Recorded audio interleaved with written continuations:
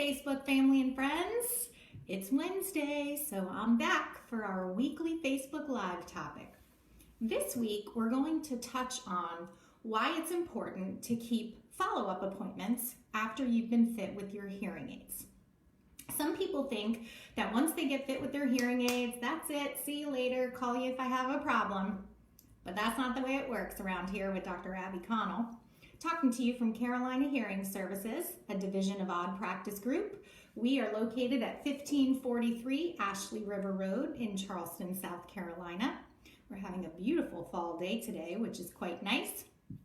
Anyway, the importance of keeping follow-up appointments after you've been fit with your hearing aids is really critical to keeping your hearing aids working properly and in the end, keeping you hearing at peak performance all the time.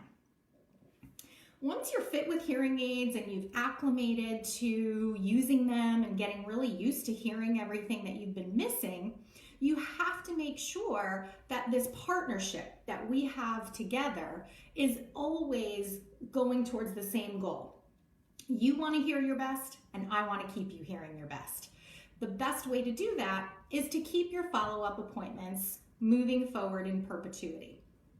Typically, I will see people back every 3 to 6 months after we've gotten you to that point where you're fully acclimated and all of those hearing nerves in your brain are firing as they should.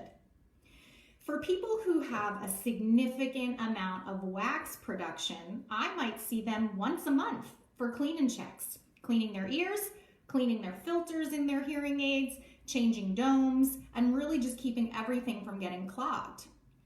Over time, your hearing aids can get clogged with wax, debris, dust, dandruff, skin oils, skin cells, and all of those little tiny particles over time will keep building up in either the earpiece or in the little wax filter that's on almost every hearing aid, and that is specifically designed to collect the wax, dried skin, all those little dust and debris particles so that it doesn't get all the way down in the hearing aid and stop everything from working completely. Typically, water and wax are the two biggest things that can affect the function of a hearing aid, and rather than coming back every 6 months to a year or waiting until something goes wrong, we can typically fix all those things before anything comes to the point of which you're not hearing any sound whatsoever. If you think about wax, and we always seem to talk about wax, if you think about wax, when wax is newly formed, it's really soft, but it's very sticky. It's almost honey-like. And so that wax over time, when the hearing aids are in your ears, that wax is heating up to your body temperature and it's actually expanding.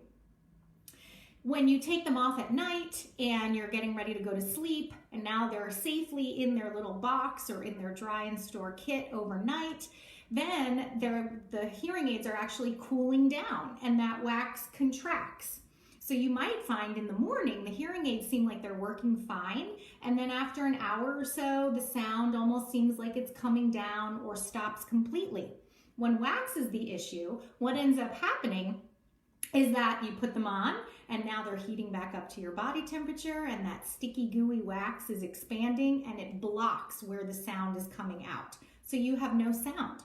9 times out of 10, you're gonna think, oh, my battery must be dead or maybe it didn't charge properly. But the reality is it's just that wax expanding and contracting as the temperature is changing.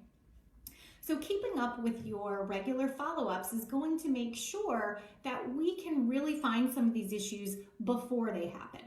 I tell people it usually takes me a good 6 months to truly learn your earwax habits, and that's true.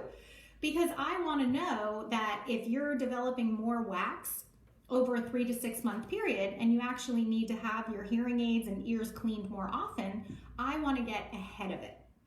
So this partnership that we have is really critical to ensure that we're always keeping your hearing in peak performance. You might not notice if you're having little tiny changes over time, but if you don't keep those follow-up appointments, then I can't tell that something's not working the way that it should. And we have lots of different verification measures to make sure that your hearing aids are working exactly to the manufacturer specifications. So just remember that this partnership between myself and all of my patients is always to the same end goal. I want you to be hearing at your peak performance during every waking hour, and I know that that's what you want as well. So don't think that once you get your hearing aids, you bid farewell to your hearing instrument specialist or doctor of audiology. You want to know that you really truly do have a partner in your hearing healthcare, and we're always in it together. Don't hesitate ever to reach out to your hearing healthcare professional and let them know if something doesn't sound right or if something just doesn't seem to quite be working right. Don't wait until you're out of sound altogether, because sometimes that can end up being costly for repairs as well, when it could have been something that we potentially could have seen ahead of time and known was coming. As usual, if you have any questions, don't ever hesitate to give me a call, 843-556-4327, or you can shoot me an email at aconnell@audpractice.net. That's ACONNELL@audpractice.net. I will see y'all next week. Have a great day. Bye, y'all.